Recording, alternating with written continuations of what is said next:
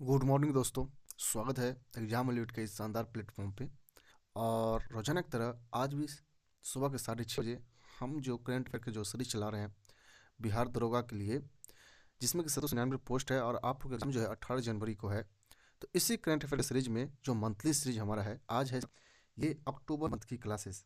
ठीक है, अक्टूबर 2025 का।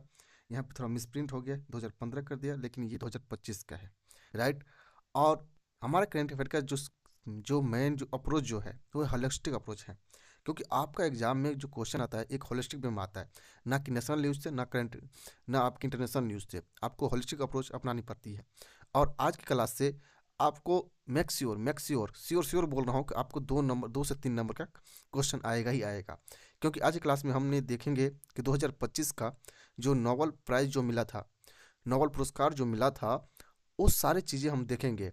और नोबेल प्राइज से आपसे क्वेश्चन पूछता ही है, साथ ही साथ और भी जो बहुत मेजर मेजर डेवलपमेंट आपको देखने को मिलेगा आज के हमारे क्लासेस में। तो बने रहिए और एक कॉपी पेन लेकर बैठ जाइए, ताकि हम जो भी चीज़ें आपको बताएंगे वो आप उसको बाद में रिवाइज भी कर सके, रिकॉल भी कर सके। बहुत ज़्यादा ज़रूरी है ये सब चीज़ें करना। तो चलिए क्लास हम स्टार्ट करते हैं यहाँ से और साथ ही समझते हैं।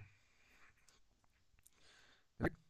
तो सबसे पहले हम आज का जो क्लासेस स्टार्ट कर रहे हैं वो हम बिहार के जो करंट अफेयर्स है उसी को मैं हाई प्रायोरिटी दिया हूँ। इसका भी रीजन है, बिहार के एग्जाम है, यहाँ पे बिहार से ज़्यादा क्वेश्चन पूछे जाते हैं।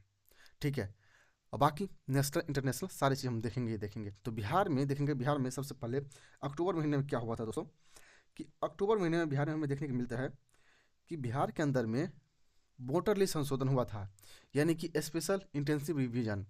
और एक बहुत बड़ा स्टेप था, एक बोल्ड स्टेप था ये। ठीक है, और ये चीज़ जो है ना, ये बिहार से ही स्टार्ट हुआ है।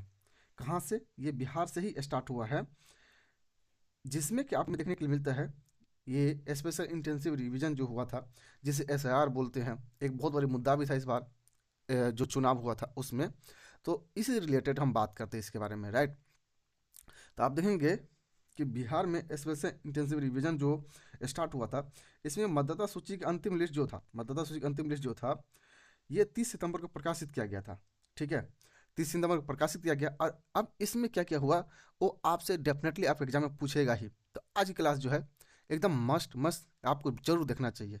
ठीक है, आपको बहुत ज़्यादा यहाँ से नंबर सेव होगा। आप मान के चलिए कि 4-5 नंबर आज की क्लास से आपको कहीं नहीं जा रहा है। ठीक है, चलिए अब हम बात करते हैं। यहाँ पे बहुत सारी चीज़ बातें करना है अभी इसमें। तो इसमें क्या हमें मिलता है कि इसमें मतदाता की कुल संख्या जो बताया गया था 7.42 करोड़ बताया गया था, कि इतना बिहार की मतदाता है, 7 करोड़ 42 लाख। ठीक है, और इसी प्रक्रिया के दौरान हमें क्या देखने को मिलता है कि लगभग 3.7 मतदाता जो था वो अयोग्य पाया गया, यानी 3,70,000 जो मतदाता जो था वो अयोग्य पाया गया। और साथ ही साथ हमें देखने को मिलता है कि इसी में आपको 68.5 लाख जो मतदाता का नाम जो था वो हटाया भी गया, यानी कि 68.5 लाख जो वोट जो था उसे हटाया भी गया।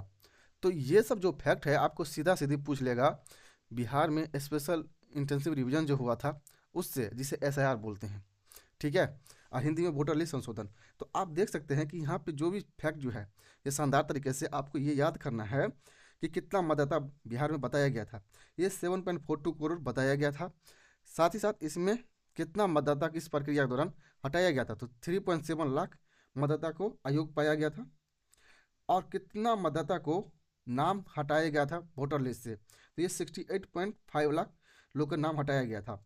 तो आप देखेंगे ये नंबर जो है 68.5 लाख, ये काफ़ी बड़ा नंबर है। इसके लेकर के विपक्ष ने काफ़ी आवाज़ भी उठाया था। वो बोल रहा था कि ये चीज़ें सही नहीं हो रहा है, इतना नहीं, ऐसा नहीं होना चाहिए। तो ये सब मुद्दा था, तो इसीलिए आपको पता होना चाहिए कि हाँ ये सब चीज़ें हुआ है, राइट। नेक्स्ट हम बात करते हैं यहाँ पे कि अब इस न्यूज़ के बाद बिहार से रिलेटेड एक और शानदार न्यूज़ और एक बहुत बढ़िया डेवलपमेंट हुआ देखने को हमें मिलता है, जिसमें कि बिहार का सबसे बड़ा बैटरी आधारित सोलर प्लांट लगाया गया है। क्या? सबसे बड़ा बैटरी आधारित सोलर प्लांट जो है वो लगाने की बात की जा रही है। अब ये कहाँ लगाया जा रहा है, तो आपको जो जो चीज़ मैं बता रहा हूँ आप एकदम कान खोल के सुनेंगे। ठीक है, सबसे पहले लखीसराय जो है वहाँ पे कजरा नाम के एक गाँव है। ठीक है, लखीसराय में कजरा एक जगह है, वहाँ पे लगाया जा रहा है। ठीक है, अब मैं आपको इतना डीप में क्यों बता रहा हूँ कि काजरा आपको पता होना चाहिए। डी डेफिनेटली आपको पता होना चाहिए, क्योंकि बिहार के एग्जाम में अब जिला से हट करके आप पार्टिकुलर एक जगह का नाम पूछता है।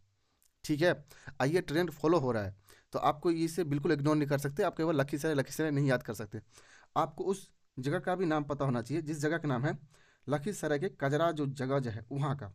ठीक है, और उसमें हमें देखने को मिलता है कि भारत का सबसे बड़ा बैटरी आधारित सौर ऊर्जा संयंत्र चालू हो गया है। ये चालू हो गया है, और इसकी कुल क्षमता जो है, 301 मेगावाट पावर और 495 मेगाहॉर्स बैटरी की है। आप समझ रहे हैं, ये बहुत बड़ी प्लांट है। आप पूरे बिहार का सबसे बड़ा बैटरी आधारित सोलर प्लांट लगाया गया है। ठीक है, अब भारत का सबसे बड़ा बैटरी आधारित ऊर्जा संयंत्र चालू हुआ है। ये ऊर्जा संयंत्र पूरा भारत का है, और बिहार की सबसे बड़ी बैटरी आधारित सोलर प्लांट है। तो आपको ये सब चीज़ें जो है यहाँ से ये बिल्कुल एकदम कंठस्थ होना चाहिए, आपको बिल्कुल डेफिनेटली पता होना चाहिए। और देखिए यही सब क्वेश्चन पूछेगा करंट अफेयर से। आप सोचेंगे नहीं कि कैसे उड़ के आ गया, ये 495 मेगावाट पूछ ले। देखिए पूछिएगा आपको यहीं से। अगर आप इतनी बेहतरीन तरीके से अगर आप प्रिपरेशन करके जाएंगे, अगर आपका इस तरीके का प्रिपरेशन रहेगा, आपको ये जो फैक्ट्स जो है ये सब अगर याद रहे, तो एक भी क्वेश्चन छूट सकता है क्या? नहीं छूट सकता है, श्योर बोल रहा हूँ। क्योंकि यहाँ पे आपको ये लगेगा कि यहाँ पे एक फैक्ट है, लेकिन एक फैक्ट के अंदर में हमने जो पूरा जो निचोड़ जो होता है वो निचोड़ में यहाँ रख दिया हूँ। ठीक है, इसीलिए एक कॉपी पेन लेकर बैठ जाए और सारी चीज़ नोट करते जाइए, क्योंकि अब एग्जाम के वक्त में आप उतना नहीं पढ़ पाएंगे। करंट अफेयर एक मेजर सेक्शन है, करंट अफेयर्स जो है मेजर सेक्शन है। अभी बहुत सारे यूट्यूब पर लाइव क्लासेस आ रहे हैं, बहुत सारे मैगजीन्स आएंगे, क्योंकि उसको भी पता है कि अभी ट्रेंडिंग में क्या है, जो ट्रेंडिंग में है उस पर लोग काम करते हैं। राइट, तो आपको कहीं कंफ्यूज होना ही नहीं है, आपको ये सब चीज़ बेहतरीन तरीके से और अच्छे तरीके से पता होना चाहिए। चलिए नेक्स्ट टॉपिक की तरफ बढ़ते हैं। चलिए, अब देखिए बिहार में मखाना महोत्सव मनाया गया था। मखाना महोत्सव बिहार में मनाया गया था, और इससे रिलेटेड जो भी चीज़ें हैं वो भी मैं आपको बता देता हूँ। देखिए पटना के ज्ञान भवन जो था वहाँ पे मखाना महोत्सव मनाया गया है। कहाँ पे? पटना के ज्ञान भवन में, पटना के ज्ञान भवन में मनाया गया है। ठीक है, नेक्स्ट ये पटना के ज्ञान भवन में यहाँ पे एक रिपोर्ट निकला कि मखाना संस्कृति से समृद्धि, इस रिपोर्ट का नाम था मखाना संस्कृति से समृद्धि, जारी किया गया था। यहाँ पे बिहार की वैश्विक मखाना उत्पादन में 90% हिस्सा का कवर करता है। ठीक है, और मखाना के लिए इस बार जो सेंट्रल बजट था उसमें बिहार के अंदर एक रिसर्च सेंटर डेवलपमेंट करने की बात की गई थी। वो कहाँ पे उसे एस्टेब्लिश किया गया है? तो ये है नेशनल रिसर्च सेंटर फॉर मखाना, दरभंगा में इसे एलोकेट किया गया है, वहाँ पे स्थित है। तो यहाँ पे आपको एक चीज़ पता होना चाहिए कि मखाना महोत्सव कहाँ मनाया गया। अगर इजी सवाल पूछे तो ज्ञान भवन पटना में, और कौन सा रिपोर्ट उन्होंने प्रकाशित किया गया था उसमें, तो ये मखाना से संस्कृति से समृद्धि तक जारी किया गया था। तो ये आपको बिल्कुल क्लियर तौर से पता होना चाहिए, संस्कृति से समृद्धि तक।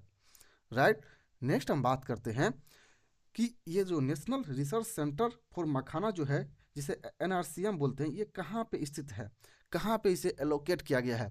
तो ये आपका दरभंगा में एलोकेट किया गया है। राइट, तो यहाँ पे कोई भी क्वेश्चन पूछे, अब आपको एक भी क्वेश्चन छूटना नहीं चाहिए। राइट, चलिए नेक्स्ट हम बढ़ते हैं और चीज़ समझते हैं। तो अब आपका बिहार के सेक्शन से एक जो सेक्शन मेजर सेक्शन होता है वो आपका खेल जगत होता है, क्योंकि खेल जगत से स्पोर्ट्स से भी बहुत सारे क्वेश्चन पूछे जाते हैं, और जैसा क्वेश्चन पूछे जाते हैं हम वैसा ही लेकर आए हैं। ओके, आपको थोड़ा भी कन्फ्यूज नहीं होना है, आप सीधा सीधी क्लास पर रिले करेंगे। मैं एक दिन करंट अफेयर का सीरीज भी लाऊंगा जिसमें एमसीक्यू क्वेश्चन लाऊंगा 100 200 300, आपको अच्छे से रिवीजन भी करवा दूंगा। ये लास्ट के 6 महीने से ही मैक्सिमम, अगर करंट अफेयर्स में अगर 25 क्वेश्चन पूछे जाते हैं तो समझिए 20 क्वेश्चन लास्ट के 6-7 महीने से ही पूछे जाते हैं। और हम अपनी तरफ से पूरे प्रयास कर रहे हैं कि लास्ट के 6 महीने से 7 महीने से आपका एक भी क्वेश्चन ना छूट पाए। राइट, चलिए अब बात करते हैं कि यहाँ पे हमें देखने को मिलता है कि जमुई जिले के, कहाँ? जमुई जिले के जो है शैलेश कुमार। ठीक है, शैलेश कुमार को वर्ल्ड पारा एथलेटिक्स चैंपियनशिप में देखेंगे कि पुरुषों में हाई जंप में T60 में गोल्ड मेडल है।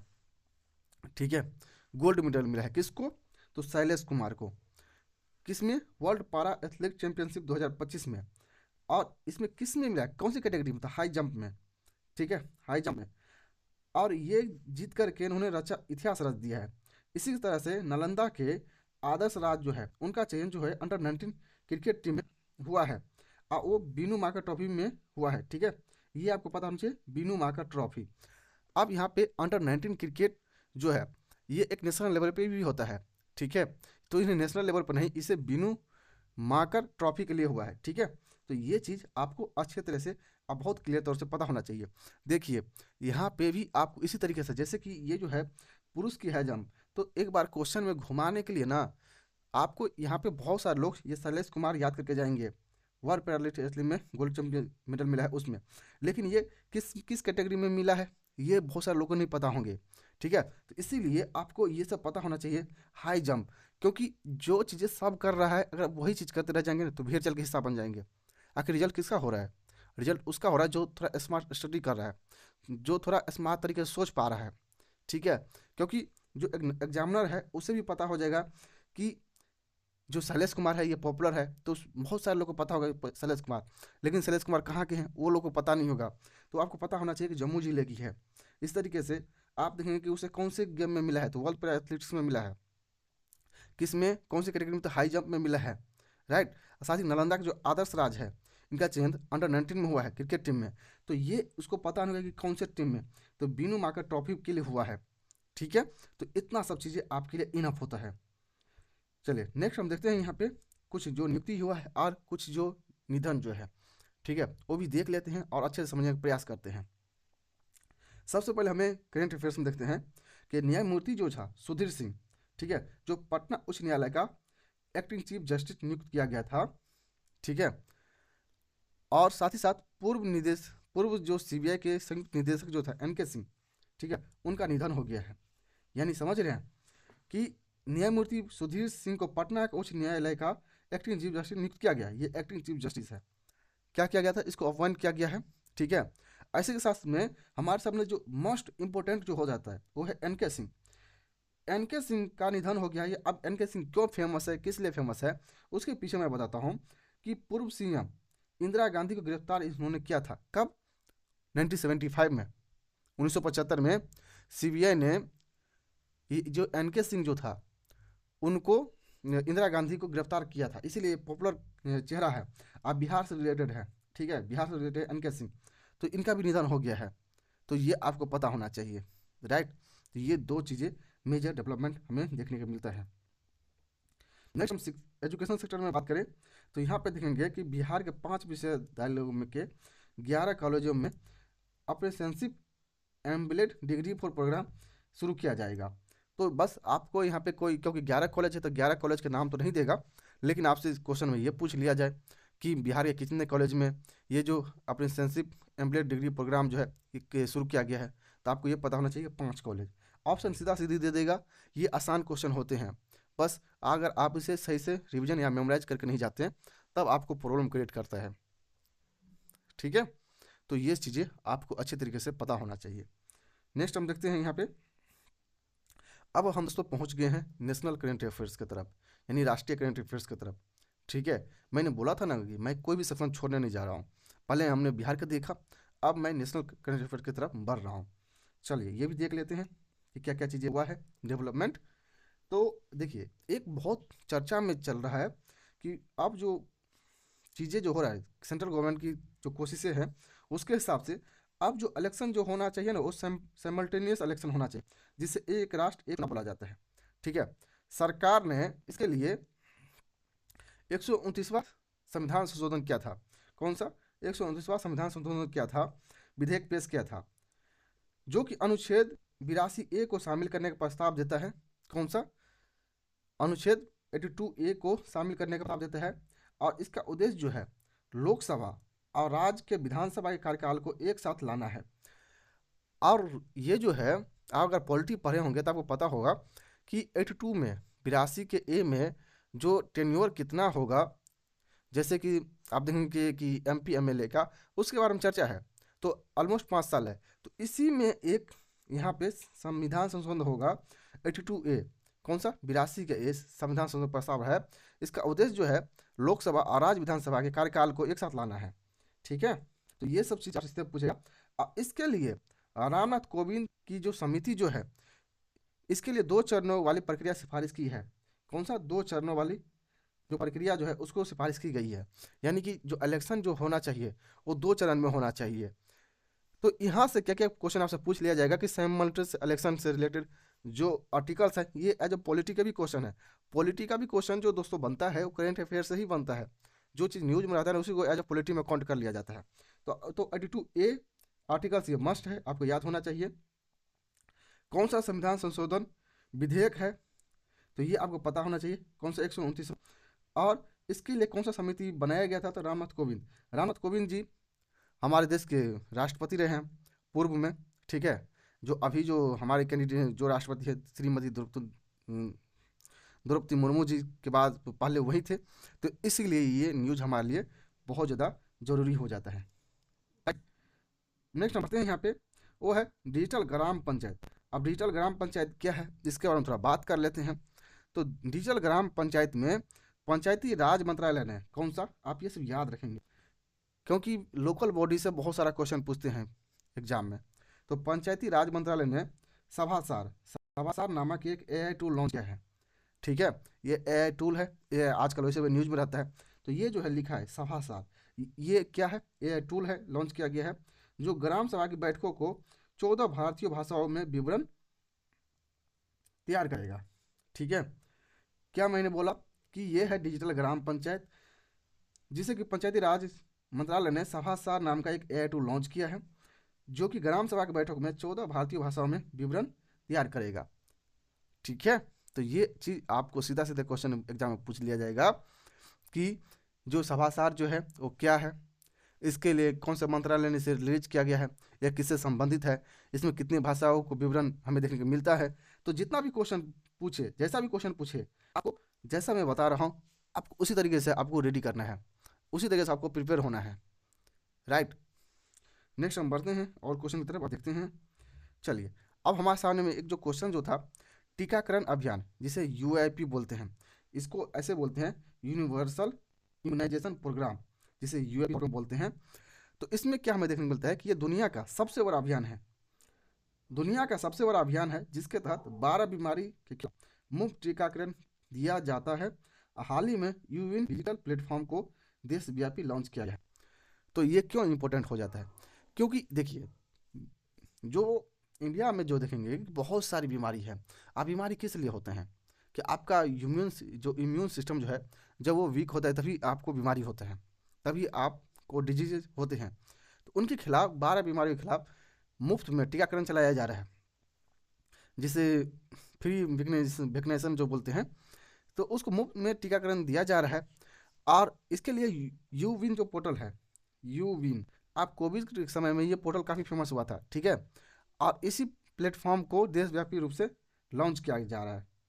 राइट, तो ये सब चीज़ें आपको अच्छे तरीके से काफ़ी क्लियर तरीके से पता होना चाहिए।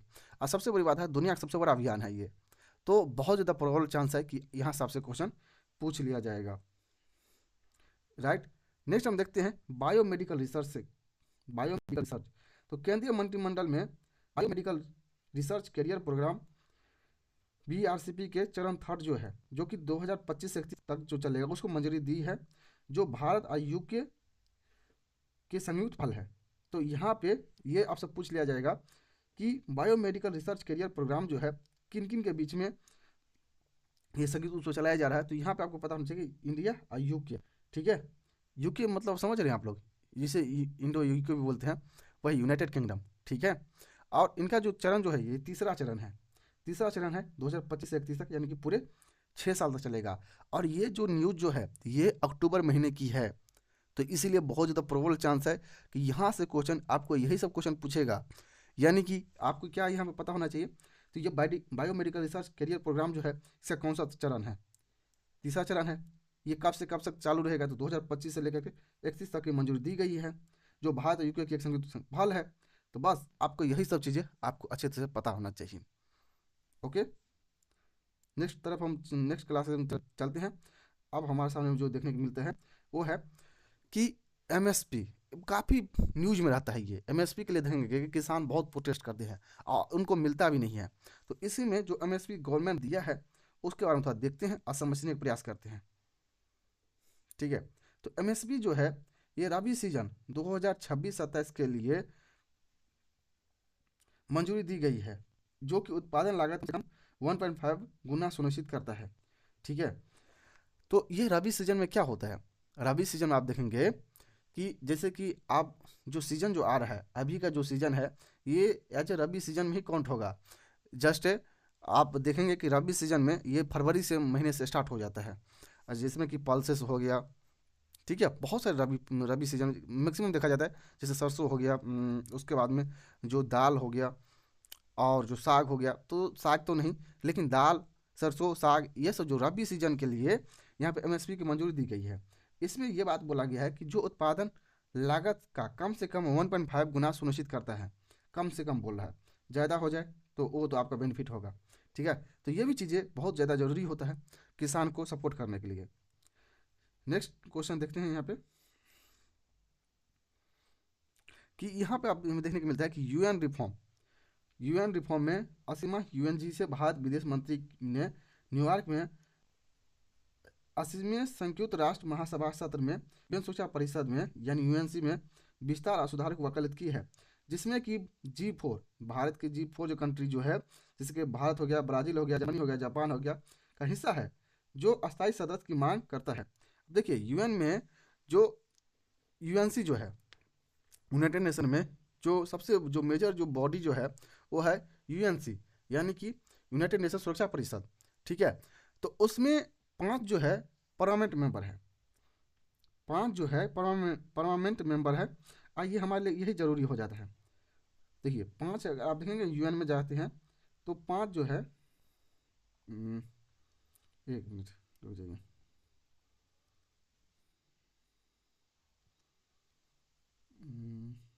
पेन। ठीक है, 5 क्या है हमारे सामने, 5 देखने में परमानेंट मेंबर, ये परमानेंट मेंबर होते हैं 5। ठीक है, और 10 जो है वो टेम्पररी मेंबर है, टेम्पररी। ठीक है, तो यानी टोटल 15। तो 5 जो मेंबर जो है परमानेंट जो है उसके पास भी पावर होता है, उसका भी होता है। और 10 जो है ये टेम्पररी है, तो इन सबको टेम्पररी बनाया गया है, इनके पास वीटो पावर नहीं होता है। तो G4 जो नेशन जो है, जिसे ग्रुप 4 बोलते हैं, तो उसमें ब्राज़ील, भारत हो गया, ब्राज़ील हो गया, जर्मनी, जापान हो गया, इन लोग के पास में आप देखेंगे कि ये लोग सपोर्ट कर रहा है कि यहाँ पे और भी यूएनसी में हमें परमानेंट मेंबर देखने को मिले, ताकि इतनी बड़ी जो व्यवस्था जो है पूरे विश्व लेवल की, वर्ल्ड लेवल की, वो उसको अच्छे से लीड किया जा सके। ठीक है, तो इसीलिए यूएनजीए का जो बैठक हुआ था उसमें जो हमारे विदेश मंत्री जो है, ये न्यूयॉर्क जगह पे हुआ था, न्यूयॉर्क।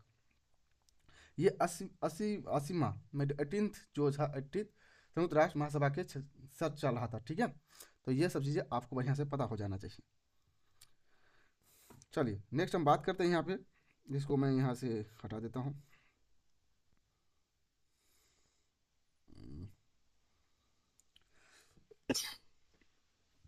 और दोस्तों बताइए कि आप लोगों की क्लासेस कैसा लग रहा है?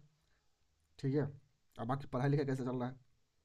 आप क्लास को लाइक करें, सब्सक्राइब करें, ये सब तो मैं नहीं बोलूँगा, लेकिन यही बोलूँगा कि जो मैं कंटेंट आपको प्रोवाइड करा रहा हूँ उसको रिवीजन जरूर करें। अगर आपके पास टाइम की कमी है, आप इसे 1.5x पे भी देख सकते हैं, 2x पे भी देख सकते हैं, ताकि आपका टाइम सेव हो सके, आपके लिए जितना कंफर्टेबल हो सके। लेकिन यही बोलूँगा कि आप ज़्यादा जल्दीबाजी ना करें। टाइम जो है अभी बहुत प्रीसियस है, बहुत क्रूशियल है, तो यहाँ पर अच्छे से सारी चीज़ समझ के जाएंगे। चलिए नेक्स्ट हम बात करते हैं भारत का EFTA व्यापार समझौता जो है, ये स्विट्जरलैंड, नॉर्वे, आइसलैंड और लिechtenstein के साथ में भारत का TEPA यानी कि trade and economic partnership program 1 अक्टूबर 2025 प्रभावी हो गया है। तो आपको ये देखिए, ये जो है ये एग्रीमेंट होता है, चाहे EFTA हो। ठीक है, तो EFTA का मतलब जो होता है दोस्तों, कि यहाँ पे देखेंगे इकोनॉमिक फ्री ट्रेड एग्रीमेंट इसका मतलब हो जाता है। तो इस ये जब होता है ना, तो इसमें बहुत सारे कंसेशन मिलता है एक दूसरे देश को, कि वो अपना सामान आराम से यहाँ पे इंपोर्ट कर सकता है, अपना सामान यहाँ पे बेच सकता है। तो ये बहुत सारे जो रिस्ट्रिक्शन जो होता है उससे हटाया जाता है, जिसमें कि आप देखेंगे कि स्विट्जरलैंड हो गया, नॉर्वे हो गया, आइसलैंड हो गया। और ये कंट्री जो है स्विट्जरलैंड, नॉर्वे, आइसलैंड, ये कंट्री बहुत ही पॉपुलर है। हर एक जितना इंडिकेटर जो होता है ना, चाहे पीस इंडेक्स हो, चाहे आप ग्लोबल वार्मिंग देखें, तो ये कंट्री सब जो है ना नंबर टॉप पे रहता है। तो इसलिए हमारे लिए ये जो न्यूज़ जो है ये बहुत ज़्यादा मेजर हो जाता है, बहुत ज़्यादा इंपॉर्टेंट हो जाता है, ठीक है। तो इन सब के साथ में भारत ने TEPA भी किया है, trade and economic partnership agreement भी किया है, जो कि 1 अक्टूबर 2025 पर प्रभावी हो गया है। ये 15 वर्षों तक चलेगा, जिसमें कि $100 बिलियन का निवेश का वादा करता है। कितना? 15 वर्षों तक। तो आपसे इस टाइप का क्वेश्चन सीधा सीधा पूछ लेगा। ये जो नेशन जो है स्विट्जरलैंड, नॉर्वे, आइसलैंड, आप ये सब बिल्कुल याद रखेंगे। क्या रखेंगे? याद। ये कब से इम्प्लीमेंट हो गया है? तो 1 अक्टूबर 2025 से। तो इसलिए हमारे लिए बहुत ज़्यादा इंपॉर्टेंट हो गया। और कितने वर्षों के लिए चलेगा? तो 15 वर्ष के लिए चलेगा। तो ये हमें लिए बहुत ज़्यादा मस्ट मस्ट इंपॉर्टेंट हो जाता है। इसलिए मैंने आपको शुरुआत में बोला था कि दोस्तों अगर आज क्लास आप देखिए करके जाएंगे तो आपको डेफिनेटली श्योर रहिए कि आपको 5 से 10 नंबर, मतलब 5 नंबर आप मान के चलिए। क्योंकि अब मैं जब मैं करंट अफेयर का ये जो सीरीज बना रहा था, जो मैं अपना कंटेंट रेडी कर रहा था, तो मुझे लग रहा था कि भाई साहब सॉरी, कि अक्टूबर महीने में कितना बढ़िया बढ़िया न्यूज़ है। अगर इन सब चीज़ों पर लोग कवर करके जाए तो कितना अच्छा हो जाएगा, राइट। तो चलिए नेक्स्ट चीज़ और देखें हम अपना, वो है global south. Global south, Bharat ने खुद को विश्व बंधु, कौन सा? विश्व बंधु के रूप में पेश किया है, जो कि विकसित और विकासशील देशों के बीच का सेतु कार्य करता है। अब यहाँ पे विश्व गुरु की बात नहीं कर रहा है। ग्लोबल साउथ में भारत अपने आप को विश्व गुरु नहीं बोल रहा है, विश्व बंधु बोल रहा है। आप ये मत सोचिएगा कि भारत अपने आप को विश्व गुरु के रूप में प्रस्तावित कर रहा है। कौन सा? ग्लोबल साउथ के लेकर के, ठीक है। क्योंकि ग्लोबल साउथ में देखेंगे कि बहुत सारे नेशन है, इसमें भारत जो है वो एक स्ट्रॉन्ग होल्ड है, स्ट्रॉन्ग होल्ड करता है। और विकसित राष्ट्र के लिए, विकासशील देशों के बीच में उनके लिए क्या अच्छा चीज़ होना चाहिए, उसके लिए कैसे आवाज़ उठाना चाहिए, चाहे UN हो या इंटरनेशनल जो प्लेटफॉर्म हो, उस पर इंडिया काम करता है, ठीक है। तो वहाँ पे भारत को खुद को विश्व बंधु बताया है, विश्व बंधु। ये नहीं कि हम विश्व गुरु हैं, ठीक है। कन्फ्यूज मत होइएगा, क्योंकि आप देखेंगे कि कहीं पे आप चाय पीने या चाय दुकान पर जाएंगे तो ये बहुत चर्चा चलता है कि भारत अपने आप को विश्व, अब भारत तो अब विश्व गुरु हो गया है, ठीक है। भारत विश्व गुरु नहीं हुआ है, भारत अपने आप को विश्व बंधु बता रहा है। देखिए, जो समझने वाला जो समझ रहा है वो समझिए, लेकिन आप एक एजुकेटेड पर्सन हैं, आपको ये क्लियर कर पता होना चाहिए कि क्या चीज़ें हो रहा है इंटरनेशनल, भारत में क्या, इंटरनेशनल में क्या चीज़ें चल रहा है, ठीक है। तो भारत अपने आप को विश्व बंधु बताया, ठीक है। चलिए नेक्स्ट क्वेश्चन की तरफ चलते हैं, वो देखते हैं वासना अरेंजमेंट। ये वासना अरेंजमेंट जो है काफ़ी फेमस होता है, काफ़ी पॉपुलर है। इसमें क्या है कि पारंपरिक जो हथियार जो हैं, पारंपरिक हथियार जो है और दोहरे उपयोग वाली जो प्रौद्योगिकी यानी डबल यूज टेक्नोलॉजी के निर्यात नियंत्रण के लिए एक बहुपक्षीय निकाय है, बहुपक्षीय निकाय है, जिसकी स्थापना 1996 नीदरलैंड में हुई थी। भारत 2017 में इसका सदस्य बना है, ठीक है। तो ये कुछ न्यूजेस था जो चल रहा था। नेक्स्ट हम देखते हैं यहाँ पे,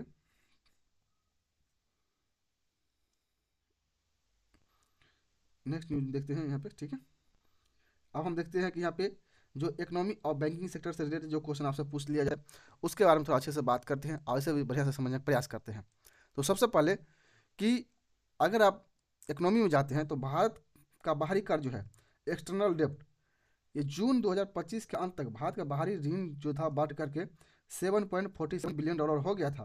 और ये कर्ज का जो है GDP का अनुपात 18.9% है, ठीक है। तो देखिए, आपको घर में आप रह रहे हैं जिस घर में, आपको ये भी पता होना चाहिए कि हमारा इनकम कितना है, कर्जा कितना है। तभी तो आप अच्छे से काम कर पाएंगे, तभी तो आप अच्छे से जो डिसीजन है वो डिसीजन ले पाएंगे। तो इसी क्रम में हमें देखने को मिलता है कि भारत के ऊपर जो कर्ज जो है ना, अभी एक्सटर्नल डेब्ट जो है, ये जून 2025 में 7.47 बिलियन हो गया था। आपसे कितना भारत का रिजर्व है, कितना डेट है, कितना GDP है, ये सारी चीज़ पूछता है।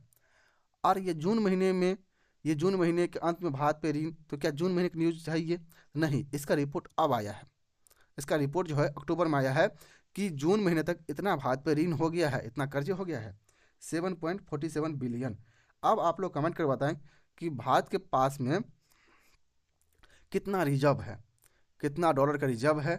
आप लोग ये चीज़ कमेंट करके बताएंगे, इतना भाई आप सब आपके ऊपर कर्जा है, ठीक है। जितना भी जो इंडिया की पॉपुलेशन है या जो भारत के नागरिक हैं, उनके ऊपर 7.47 बिलियन डॉलर का कर्जा है। और ये GDP का कितना है? तो ये 18.9% है, GDP का 18.9%। तो ये चीज़ आप अच्छे से कंटेस्ट कर लेंगे। नेक्स्ट हम बात करते हैं RBI क्रेडिट सुधार के बारे में। तो पहली बार बैंकों को मैसेज मर्जर और एक्विजिशन के लिए सीधा ऋण की अनुमति दी गई है।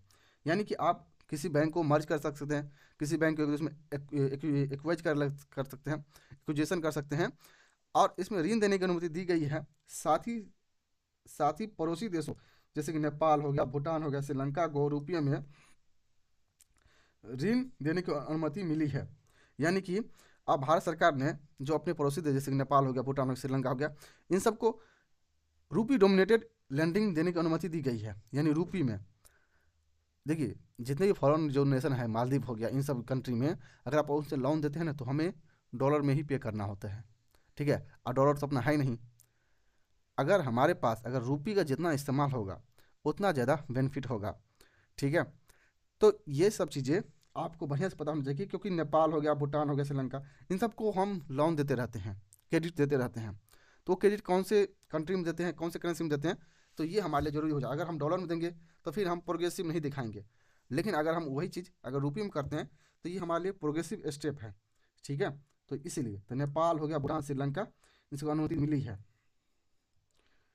नेक्स्ट हम बात करते हैं H1B वीज़ा। बहुत ज़्यादा न्यूज में था ये। क्या?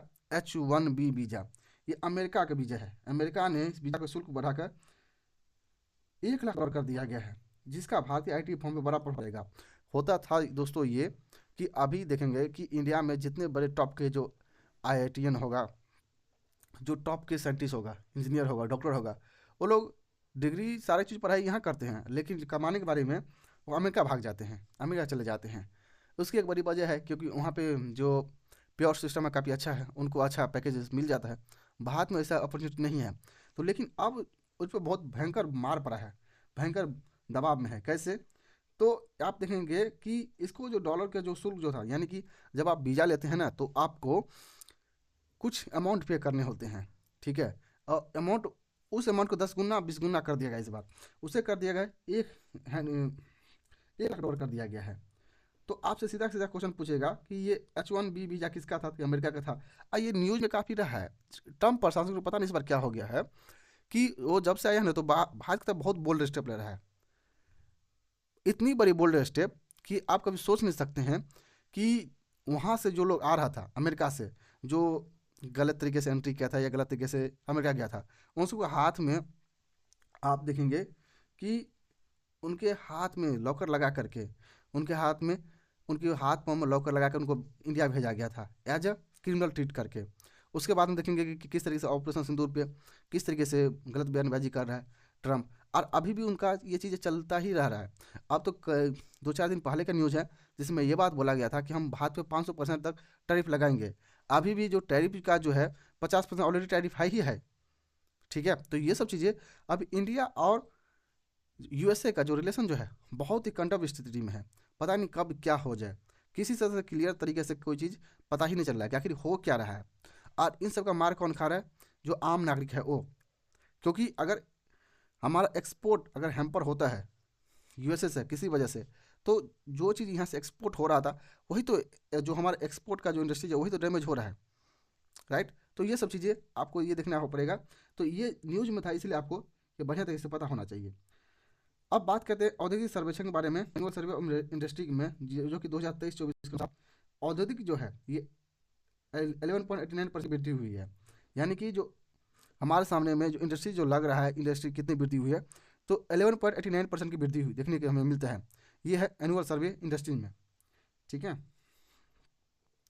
नेक्स्ट हम दोस्तों बात करते हैं जो साइंस और टेक्नोलॉजी और एनवायरनमेंट की तरफ से, क्योंकि आपका क्वेश्चन जो होना चाहिए ना, आपका अप्रोच बिल्कुल होलिस्टिक होना चाहिए। मेरा हमेशा मानना रहा है कि आपका जितना अप्रोच होलिस्टिक होगा, जितना आप होलिस्टिक वे में अपनी तैयारी कर पाएंगे, उतना आपके लिए बेहतर होता है। और उसी स्टेप के साथ में मैं यहाँ पर बढ़ रहा हूँ।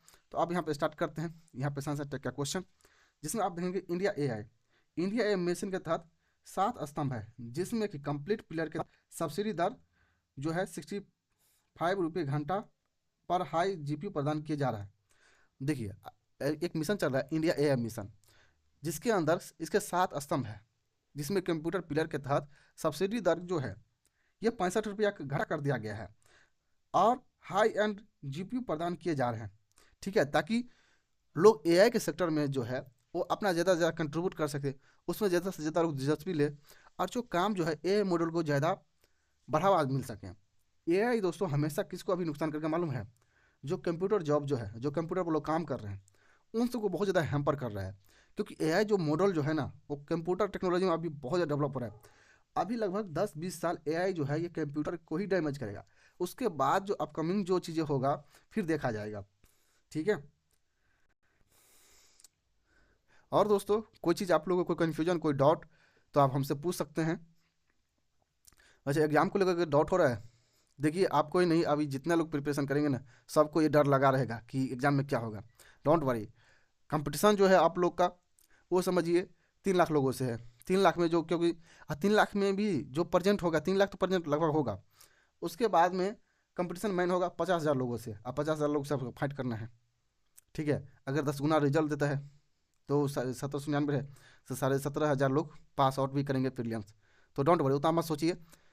आराम से जितना रिवीजन करना चाहें रिवीजन करते रहिए अभी, क्योंकि बहुत क्रूशियल टाइम है। ज़्यादा अभी आप मैराथन क्लास के पीछे मत भागे, मेरा यही लास्ट सजेशन है। ओके। अब हम बात करते हैं चंद्रयान 2 की उपलब्धि के बारे में। ठीक है। चंद्रयान 2 के जो ऑर्बिटर जो था चार्स 2, ठीक है, इनके उपग्रह ने चंद्रमा के एक्सोस्फीयर पर सूर्य के कोरोनल मास इंडेक्स में प्रभावों को पता लगाया है। अब देखिए चंद्रयान 2 जो हम लोग भेजा था, तो उसका ऑर्बिटर जो था, अभी भी वहीं पे घूम रहा है। वहीं पे मीन्स आप देखेंगे कि ऑर्बिट कर रहा है, वो घूम रहा है ऐसे, ऐसे जो है वो घूम रहा है। ठीक है। तो इसी में उन्होंने पता लगाया कि जो कोरोनल जो होता है चंद्रमा के जो एक्सोस्फीयर में, सूर्य के जो कोरोनल जो मास जो होता है उसका प्रभाव लगाया गया है। ठीक है। कि सूर्य का किस तरीके से एक्सोस्फीयर है। राइट। तो ये चीज़ें आपको बताना था। ठीक है। तो ये सब क्योंकि चंद्रमा 2 जो है, चंद्रयान 2 हमारा सक्सेस हुआ था तो इसलिए हमें यहाँ से क्वेश्चन ज़्यादा पूछने के चांस रहता है, प्रोबेबिलिटी रहता है। तो इसीलिए आपको मैंने बता दिया कि ये सब चीज़ें आपका साइंस एंड टेक्निक में डेवलपमेंट देखने को हमें मिलता है। चलिए नेक्स्ट हम बात करते हैं शीत मरुस्थल बायोस्फीयर रिजर्व के बारे में। ये कहाँ पे है? तो ये हिमाचल प्रदेश के CBDR को यूनेस्को के वर्ल्ड नेटवर्क बायोस्फीयर में शामिल कर लिया है। ठीक है। तो ये आपसे पूछ लेगा कि शीत मरुस्थल बायोस्फीयर कहाँ है। शीत मरुस्थल, एक थार मरुस्थल आप सुने होंगे, एक ठंडा मरुस्थल भी आप समझ लीजिए, लद्दाख में भी है, हिमाचल प्रदेश के आसपास ही। तो शीत मरुस्थल कहाँ है आपसे सीधा पूछेगा, तो ये हिमाचल प्रदेश में है। ठीक है। और इसी को CBDR बोलते हैं, इसी को CBDR भी बोलते हैं। यूनेस्को के वर्ल्ड नेटवर्क बायोस्फीयर जो है, वर्ल्ड नेटवर्क बायोस्फीयर, एक होता है वर्ल्ड हेरिटेज साइट, एक होता है world network of biosphere reserve में शामिल किया गया है। तो ये सब चीज़ें आपको बहुत बढ़िया तरीके से पता होना चाहिए। नेक्स्ट तरह हम देखते हैं, तो एक जो है नाइटमेयर बैक्टीरिया जो है NDM1, इसमें अमेरिका में बहुत दवा प्रतिरोधी न्यू दिल्ली मेटोलोबीटा लेटोमैक्स 1 जो है NDM1 के मामलों में 5 गुना वृद्धि देखने को हमें मिलता है। अब ये कहाँ है? तो ये नाइटमेयर बैक्टीरिया जो है NDM1, ये अमेरिका में बहु दवा प्रतिरोधी जो है न्यू दिल्ली मोडेला बीटा लेटोमेस की मामले में 5 गुना वृद्धि मिला है। ये एक मेडिसिन है जिसका नाम है न्यू दिल्ली मोडेला बीटा। अब यहाँ पे ये जो बीमारी जो है नाइटमेयर बैक्टीरिया जो है, इसकी 5 गुना वृद्धि हुआ है, तो इस जो मेडिसिन जो है इसका भी वृद्धि हो जाएगा हमें। ठीक है। तो इसीलिए आपसे पूछेगा NDM1 क्या है, तो NDM1 जो है आपका ये न्यू दिल्ली मोडेला बीटा लेक्टोमैक्स है, इसका नाम है। ठीक है। तो आपसे इस तरीके का क्वेश्चन सीधा सीधा पूछता है, ये जरूरी होता है। अगर क्वेश्चन बहुत टफ करेगा, बहुत ज़्यादा टफ करेगा, तब ये क्वेश्चन सब पूछेगा। ठीक है। तो देखिए हमारा प्रयास यही है कि इजी क्वेश्चन है वो भी नहीं छूटे, और जो भयंकर टफ क्वेश्चन आ जाए, जो कि नहीं हिल तो वो वाली बात जो हो जाएगा, तो भी आपको ये सब क्वेश्चन आपको आना चाहिए। नेक्स्ट हम देखते हैं दोस्तों यहाँ पे पुरस्कार के बारे में। और अब जो है आपका शानदार क्वेश्चन जो आपको देखने को मिलेगा, यहाँ पे 2025 में मिला है नोबेल पुरस्कार। और नोबेल पुरस्कार से दोस्तों क्वेश्चन आना आना तय है। आप समझिए कि 2 क्वेश्चन तो फिक्स मानिए कि नोबेल पुरस्कार से पूछ ही जाता है, पूछ ही लिया जाता है नोबेल पुरस्कार से। ठीक है। तो ये भी देख लेते हैं। इसीलिए बोल रहा था मैं आपको कि लास्ट के 6-7 महीना हम करेंट अफेयर कराएंगे, और आपका जो मेजर जो सेक्शन है 80-90% आपका यहीं से कवर हो जाएगा। तो हम 7 महीना को देखेंगे, क्योंकि जनवरी से जून से स्टार्ट किए, तो लगातार हम 7 महीने के क्वेश्चन अच्छे से ही देख रहे हैं, अच्छे से ही जो कंटेंट है, क्योंकि यहाँ पे कंसेप्ट भी है, और हम एक MCQ भी लाएंगे 200-300 क्वेश्चन का, वो भी करवा देंगे, आपको बहुत ज़्यादा क्लियर हो जाएगा। चलिए अब नोबेल पुरस्कार के बारे में देखते हैं, आज समझ प्रयास करते हैं सारी चीज़। तो नोबेल पुरस्कार में हमें देखने क्या कि फिजिक्स के सेक्टर में, कौन सा, भौतिकी में किसको मिला है, जॉन क्लार्क को, मिशेल डेवरेट और जॉन मार्टिनस को। ठीक है, ये जो तीन जो लोग जो हैं, जैसे कि जॉन क्लार्क हो गया, मिशेल डेवरेट हो गया और जॉन मार्टिनस जो हो गया, इनको जो नोबेल मिला है वो किस में मिला है, माइक्रोस्कोपिक क्वांटम टनलिंग में इनको मिला है। समझ रहे हैं कि ये जो लोग जो हैं, जैसे कि जॉन क्लार्क, डेवरेट, जॉन मार्टिनस, इसको माइक्रोस्कोपिक क्वांटम टनलिंग में इसको मिला है नोबेल पुरस्कार। तो इसमें सीधा सीधे आपको ये जो तीन जो नाम है, ये तो आपको बिल्कुल पता ही होना चाहिए किस सेक्टर में मिला है, तो माइक्रोस्कोपिक क्वांटम में मिला है। और ये जो है, ये तीनों लोग ये किस फील्ड से संबंधित है, तो आपको ऐसे क्वेश्चन पूछेगा फिजिक्स में, तो आप फिजिक्स में बता दीजिएगा। ओके, नेक्स्ट हम समझते हैं दोस्तों कि यहाँ पे आप इसे कैसे याद करेंगे। देखिए मैंने तो ये भी है कि याद कैसे करना है। ठीक है, तो एक चीज़ मैं आपको शॉर्ट थोड़ा कर देता हूँ कि आप देखिए, ये मेजर होता है कि याद ही कैसे करना है। पढ़ाने के लिए तो कोई पढ़ा ही देगा, आप पढ़ ही लेंगे। आप ऐसे देखिए कि मिशेल डेवरेट जो है, मिशेल डेवरेट हो गया, जॉन मार्टिनस हो गया, तो देख रहे हैं कि दो दो एम आ रहा है। देखिए मैं ये ना, अगर याद नहीं हो तो अब मैं बता रहा हूँ, क्योंकि मेमोराइज करना है ना, याद क्योंकि क्वेश्चन यहाँ से आते हैं, तो इसीलिए आप देखेंगे कि मिशेल डेवरेट क्या है, मिशेल डेवरेट है, उसके बाद में जॉन मार्टिनस है, और कौन सा सिस्टम है, मैक्रोस्कोपिक क्वांटम टर्निंग। ठीक है, तो आप इससे थोड़ा बहुत लिंक करिएगा, जैसे कि जॉन क्लार्क है, तो एम के ऐसे करके आप याद करना चाहे तो कर सकते हैं। ठीक है, बाकी आप देख लीजिएगा, लेकिन याद करना है, ये सब चीज़ें क्वेश्चन आएगा, इसीलिए मैं बोल रहा हूँ, इसे आप एम के करके याद कर लीजिए। नेक्स्ट हम देखते हैं कि मेडिसिन सेक्टर यानी चिकित्सा में, इसमें सिमोन सकागुची, क्या मैंने बोला, सिमोन सकागुची, मेरी बाक्रो और फ्रेड रामडेसेल, इनको भी नोबेल पुरस्कार मिला है। वो किसके लिए, रेगुलेटरी टी सेल्स के रेगुलेटरी के लिए इन्हें नोबेल पुरस्कार मिला हुआ है, जिसमें कि सिमोन सकागुची, बैंकरो फ्रेंड और रामडेसेल, इनको टी सेल के लिए। आपको पता होना चाहिए कि टी सेल क्या है, ये हमारे इम्यून सिस्टम को सबसे ज़्यादा स्ट्रॉन्ग जो करता है वो टी सेल ही करता है। तो इसमें भी मेडिसिन में सिमोन सकागुची को मिला है, किसको, सिमोन सकागुची को मिला है, और ब्रंक्रो फ्रेंड रामडेसेल को मिला है। तो आप ऐसे भी याद करने के पूरे पूरे प्रयास करेंगे। ठीक है, देखिए नाम भी लग रहा है, सारे अजीब नाम है, सबसे बड़ी दिक्कत तो ये हो जाता है, इसलिए नोबेल से क्वेश्चन पूछ लिए जाते हैं, आप पता होना चाहिए। चलिए अब बात करते हैं साहित्य से किसको मिला है, साहित्य यानी लिटरेचर में, तो इसका नाम जो है लासजलो कार्जनो होरकाई है। ये जो है हंगेरियन उपन्यासकार है। देखिए नाम बड़ा अजीब रहता है दोस्तों, क्योंकि इंग्लिश का टर्मिनोलॉजी जो है ना, वो बहुत ही खतरनाक होता है। थोड़ा मेरी प्रोनाउंसिएशन अगर कुछ गड़बड़ हो तो आप लोग से मैनेज कर लीजिएगा, मैं पहले बता दे रहा हूँ। ये देखिए नाम क्या है, लार्जरो कास्ट्रोजनाकाई, ये जो है कहाँ की है, हंगेरियन है, यानी हंगरी कंट्री का ये है। ठीक है, लिटरेचर के सेक्टर में इनको मिला है। नेक्स्ट हम बात करते हैं कि शांति यानी पीस में किसको मिला है, तो मारिया क्रोनो मटाजो, जो कि वेनेजुएला में लोकतंत्र की बहाली हेतु इसे मिला है। अब ये मारिया कोरिना मटाजो ये क्यों अभी पॉपुलर है, और इससे क्यों चांसेस है कि इससे क्वेश्चन आपसे पूछ लिया जाए, क्योंकि वेनेजुएला में क्या हुआ है आप देखे हैं, वहाँ के जो राष्ट्रपति था उसको रातों रात ट्रंप प्रशासन ने उठा के लेकर चला गया, उसमें 40 लोग भी मारे गए हैं, पूरे शहर का बिजली कटवा दिया साइबर अटैक के थ्रू, अब फिर उसको उठा के ले गया है। अगर उसके डिटेल में जाते हैं तो हमें देखने को मिलता है कि लगभग 3-4 महीने से प्रैक्टिस चल रहा था कि किस तरीके से उसको उठाना है, और उठाने के बहुत सारी जो ट्रंप प्रशासन है बहुत सारे वजह बताया जा रहा है, लेकिन सबसे बड़ी वजह यह है कि वहाँ पे ऑयल रिजर्व जो है पूरे दुनिया में सबसे ज़्यादा है, सबसे ज़्यादा ऑयल रिजर्व है वेनेजुएला के पास में।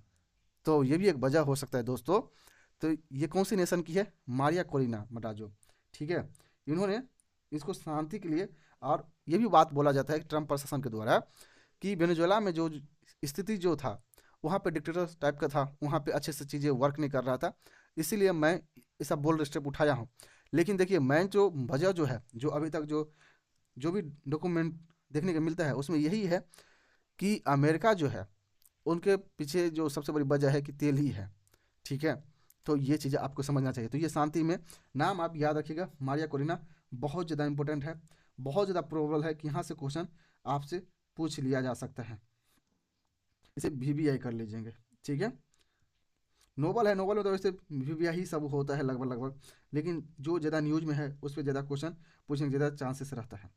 अब हम देखते हैं कि रसायन के सेक्टर में यानी केमिस्ट्री में, तो इसमें पूछा है सुसुमु कितागावा। क्या मैंने बोला? सुसुमु कितागावा, रिचर्ड रॉबसन और उमर यागी, इनको MOF का निर्माण के लिए मिला है, ठीक है। तो नाम जो है केमिस्ट्री वाला नाम भी है, Susumu Kitagawa, Richard Robson, Omar Yaghi. तो आप इनका नाम इस तरीके से आप याद करिए, किसी तरीके से इसको कहीं पे आप नोट कर लीजिए, ठीक है। जो आपके पास नोटबुक है, कहीं अलग से एक छोटा डायरी में ये नोबेल पुरस्कार जो है किसको मिला है सारी चीज़ नोट करेंगे। और इसको बार बार, कम से एग्जाम से जाने से पहले इसे 10 बार देख लीजिए, 10 बार देख लीजिए, क्योंकि मैक्स श्योर यहाँ से क्वेश्चन पूछेगा। ये अक्टूबर महीने में आया है, कौन सी महीने में? अक्टूबर महीने में आया है नोबेल पुरस्कार, तो इसीलिए आपको बहुत बढ़िया से पता होना चाहिए, ठीक है। बाकी हम अपनी तरफ से जो हमें प्रयास हमें लगता है हम तरफ से कर रहे हैं, लेकिन ये सब प्रयास आपको करना पड़ेगा दोस्तों, इसमें कोई कुछ नहीं कर पाएगा, ठीक है। देखिए फिर से मैं आपको बता देता हूँ, फिजिक्स में किसको मिला है?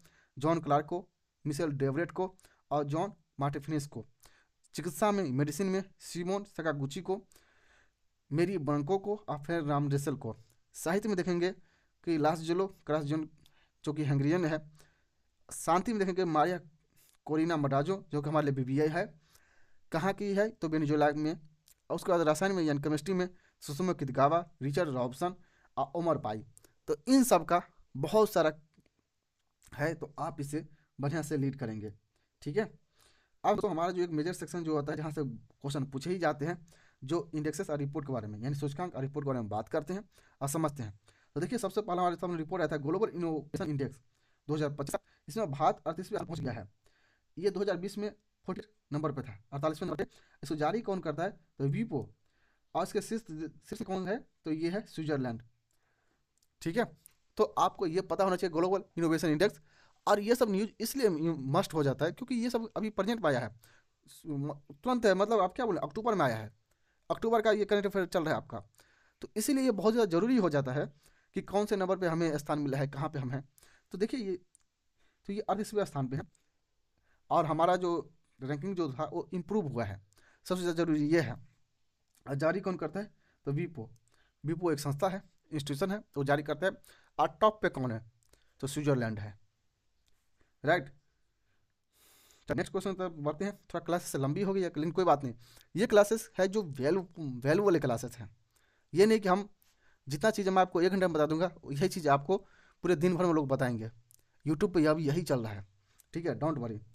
Global multi dimensional poverty index 2025 जो आया है, जिसमें भारत की गरीबी जो है 55.1% है।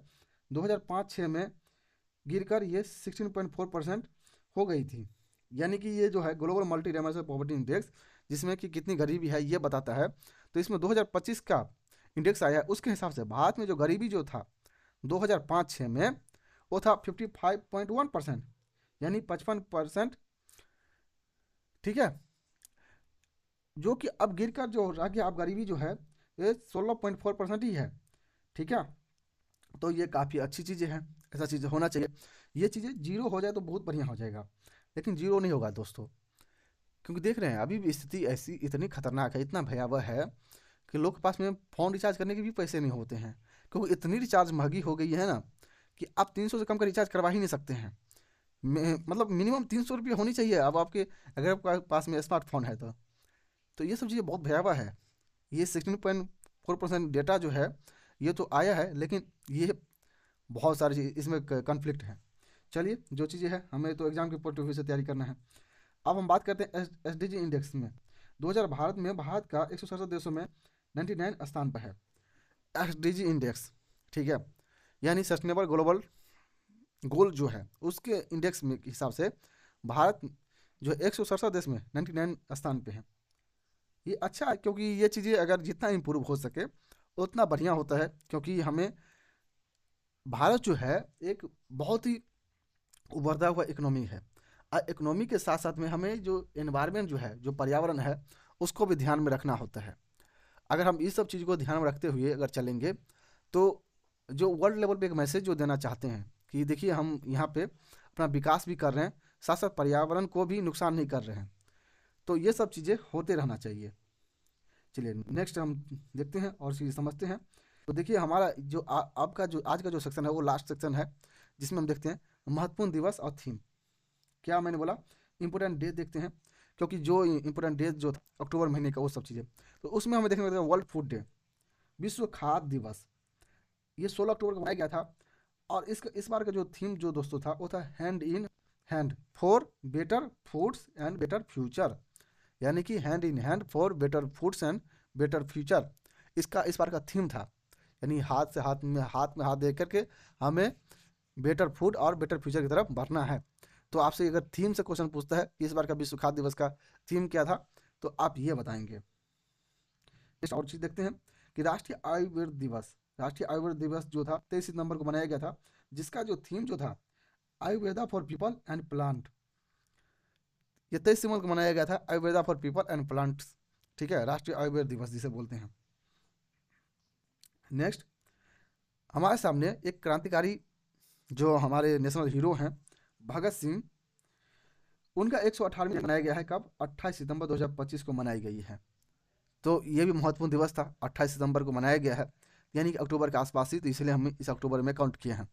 तो इससे रिलेटेड चांस है कि क्वेश्चन पूछ लिया जाए। तो इनका जो रेवोल्यूशनरी एक्टिविटी है, आप मॉडर्न हिस्ट्री आप पढ़ते हैं तो उस पर आप ज़्यादा ध्यान देंगे, क्योंकि क्वेश्चन पूछ सकता है कि इनको किस रीजन से फांसी हुआ था। आप लोग कमेंट करके भी बताइए कि इनको जो फांसी जो हुआ था क्यों हुआ था, किस रीजन से हुआ था, इन्होंने बम कहाँ फेंका था। ठीक है, क्योंकि इनकी जो आइडियोलॉजी जो था ना, वो आइडियोलॉजी सोशली आइडियोलॉजी था। आप सोशली आइडियोलॉजी में आप देखें कि जो शासन जो होता है उसको उखाड़ फेंको और खुद को एस्टेब्लिश करने वाली चीज़ें होता है। ठीक है, तो भगत सिंह जी के बारे में ये सब चीज़ें हैं। नेक्स्ट हम देखते हैं कि कुछ स्टैटिक क्विक फैक्ट्स भी आपको ऐड कर दिए हैं यहाँ पे, जो आप लोग के जरूरी हो सकता है। जैसे कि यूपीएससी का शताब्दी वर्ष 1 अक्टूबर 1926 को यूपीएससी स्थापित हुआ था। 1 अक्टूबर 1926 को यूपीएससी को एस्टेब्लिश किया गया था ब्रिटिश सरकार के द्वारा। ठीक है, लेकिन इंडियन को अलाउ नहीं हुआ था, क्योंकि 1937 में आप देखेंगे कि अलाउ तो कर दिया था, ओपन कंपटीशन होगा जिसमें इंडियन भी भाग ले सकता है सिविल सर्विसेज में। लेकिन जो आप देखेंगे बोर्ड ऑफ डायरेक्टर जो था उन्होंने विद्रोह कर दिया था, जिस कारण से ये डिले हो गया था। ये 1953 में जाके स्टार्ट हुआ था। तो इसीलिए 1 अक्टूबर 1956 को यूपीएससी स्थापित किया था, यूपीएससी को एस्टेब्लिश किया था ब्रिटिश के द्वारा। ठीक है, यानी कि अब ये 100 वर्ष पर क्या है, तो ज़्यादा चांस है कि यहाँ से क्वेश्चन पूछ ले, तो इसीलिए आप इसे भी इग्नोर बिल्कुल नहीं करेंगे। नेक्स्ट हम देखते हैं कि वंदे मातरम जो था बंकिम चंद्र चटर्जी द्वारा लिखा संस्कृत में ये रचना है, जिसे 24 जनवरी को राष्ट्रीय गीत के रूप में अपनाया गया। अब ये इसलिए इम्पोर्टेंट हो जाता है दोस्तों कि आप देखेंगे 1905 में ये जो सॉन्ग जो था वंदे मातरम, ये काफ़ी पॉपुलर हुआ था, यानी उसको अब हुआ है 150 वर्ष। ठीक है, उनकी रचना को। और इस पे आप देखेंगे कि बहुत सारा डिबेट हुआ है इस बार पार्लियामेंट में। पार्टिकुलर एक दिन इसके लिए टाइम रखा गया था जिसमें डिबेटेड हुआ। तो इनके जो स्टैंडा जो है, जैसे वंदे मातरम सुजलाम सुफलाम माला शीतलाम सतलज श्यामलाम मातरम वंदे मातरम, इतना जो है इसे एज ए राष्ट्रीय गीत हम लोग काउंट करते हैं। लेकिन इसके अलावा भी इसके जो पंक्ति जो है वो ऐड नहीं किया गया है। तो उसमें कुछ पंक्ति इस टाइप का है जिसमें कि हमारे जो देवी देवता है उनके नाम काफ़ी रख उसमें ऐड किया गया है। ठीक है, तो इसमें थोड़ा मुस्लिम हो गया, क्रिश्चियन हो गया, सिख हो गया, वो उतना कंफर्टेबल नहीं होता, इसीलिए जो ऊपर के 3-4 लाइन जो है उसे ऐड किया गया है। लेकिन अभी जो रूलिंग पार्टी जो है यानी बीजेपी सरकार जो है, वो ये बोल रहा था कि हमारे जो ये राष्ट्रीय गीत इतनी अच्छी राष्ट्रीय गीत है, इनको सही से दर्जा नहीं मिला है, इसमें हमें पूरा अप्लाई करना चाहिए। लेकिन दोस्तों ये सब चीज़ जो होता है ना काफ़ी कंट्रोवर्शियल हो जाता है। अब पता नहीं किसी को अपना पॉलिटिकल इंटरेस्ट देखना है, बंगाल में चुनाव भी है। अब बंकिम चंद्र चटर्जी जो था ये बंगाल से ही, तो ये भी चीज़ें एक हो सकता है। ठीक है, तो चलिए जो भी चीज़ें होता है वो चीज़ हम देखेंगे। आप ये याद कर लेंगे कि इसको कब राष्ट्रीय गीत का दर्जा मिला है। 24 जनवरी 1950 को राष्ट्रीय गीत का दर्जा मिला है। साथ ही ये वंदे मातरम जो है बंकिम चंद्र चटर्जी जी द्वारा ये कौन सी किताब में लिखा है। ठीक है, आप लोग कमेंट कर बताइए, आप लोग को पता होना चाहिए, क्वेश्चन पूछेगा। नेक्स्ट, अनुच्छेद 223 के तहत राष्ट्रपति को उच्च न्यायालय के एक चीफ जस्टिस की नियुक्ति की शक्ति देता है। क्योंकि पटना में एक्टिंग चीफ जस्टिस की नियुक्ति के बारे में बात की गई है, तो ये जरूरी हो जाता है। ये कौन से आर्टिकल्स में हमें देखने को मिलता है, तो 223 में, 223 में देखने को मिलता है कि राष्ट्रपति जो है उच्च न्यायालय के एक्टिंग चीफ जस्टिस की नियुक्ति की शक्ति देता है, वो कर सकता है। नेक्स्ट यहाँ पे हमें देखने को मिलता है दोस्तों, तो इस तरीके से आज क्लासेस जो था वो हमने सारे जो टॉपिक जो था होलिस्टिक अप्रोच में इसे कंप्लीट करने का प्रयास किया हूँ। ठीक है, आप देख सकते हैं। तो दोस्तों इस तरीके से करंट जो अफेयर्स का जो क्लासेस जो है अक्टूबर महीने का, यहाँ पे एक चीज़ ये टाइपराइटर मिस्टेक कर ही देता है। ठीक है, यहाँ पे अक्टूबर की जगह यहाँ पे दोस्तों कर दिया है ये, एक मिनट, अक्टूबर की जगह यहाँ पे कर दिया था, अक्टूबर तो ठीक था, 2025 की जगह 2015 कर दिया था। ठीक है, आप देख रहे होंगे, तो आप इस पे ध्यान नहीं देंगे, बाकी चीज़ें आप लोगों को मुझे कमेंट कर बताएं। तो आज का क्लास यहाँ से आपका एंड होता है, और ये जो अप्रोच जो है काफ़ी होलिस्टिक है, काफ़ी शानदार है, काफ़ी यूनिक है। अगर आप इस तरीके से प्रिपरेशन करते हैं, वो सारी चीज़ें आपको बहुत ज़्यादा एग्जाम में काम आएगा। आप सभी से एक ही निवेदन है, एक रिक्वेस्ट है कि आपको जो मैं बता रहा हूँ उसको आप रिवीजन करिएगा। अभी तक आपने जो मैं बताया आप नोट किए थे क्या? आप अगर नोट नहीं किए हैं तो कोई बात नहीं, ये जो है एग्जाम एलिवेट जो है आपका, इसका डिस्क्रिप्शन में लिंक मैं दे रहा हूँ। ठीक है, ये टेलीग्राम का लिंक है, आप उसको ज्वाइन हो जाइए। मैं ये जो पीपीटी जो है मैं इसे शेयर कर दूंगा एज ए पीडीएफ फॉर्म में, आप उसे बार बार पढ़ सकते हैं, ताकि आपका रिवीजन जो है ना, जितना आप रिवीजन अभी करेंगे उतना फ़ायदा होगा। इतनी बढ़िया कंटेंट मैं आप लोग को दे रहा हूँ, मैं आपके घर में तो रखूँगा नहीं, तो आप लोग इसे यूज करिए, क्योंकि ये सब बनाने में बहुत मेहनत लगता है। ठीक है, बहुत सारे रिसर्च पेपर, बहुत सारे स्टडी करना पड़ता है, फिर आप लोग के लिए कंटेंट रेडी करना पड़ता है, क्योंकि कंटेंट जो हो टू द पॉइंट हो, टू द सटीक हो, जो हमारे एग्जाम में आने के बहुत ज़्यादा प्रोबल चांसेस हो, तो उन सबको मैं इंक्लूड कर रहा हूँ। वो भी एक होलिस्टिक अप्रोच में, ये नहीं कि बस रट्टा मारवा के आपको निकल जा रहा हूँ, होलिस्टिक अप्रोच में। तो ये सब चीज़ें, बाकी आप लोग कमेंट कर बताएं आपको क्लास कैसा लगा। अगर क्लास अच्छा लगा हो तो आप इसे लाइक कर सकते हैं, हमारे चैनल को सब्सक्राइब भी कर सकते हैं, और कमेंट करके बताएं कि आपको कैसा लगता है। ठीक है, बाकी ऑल द बेस्ट, आप लोग एग्जाम की प्रिपरेशन करें। मिलते हैं कल नेक्स्ट क्लासेस सेम टाइम पे। तो गुड बाय, टेक केयर।